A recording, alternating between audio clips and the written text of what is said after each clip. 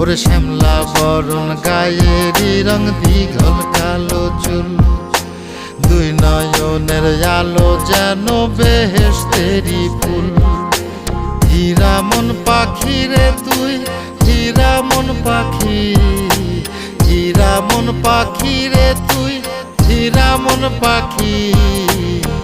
তোর আশায় আশায় আমি কণ্ঠ চাইয়া থাকি, তোর আশায় আশায় আমি কণ্ঠ চাইয়া থাকি।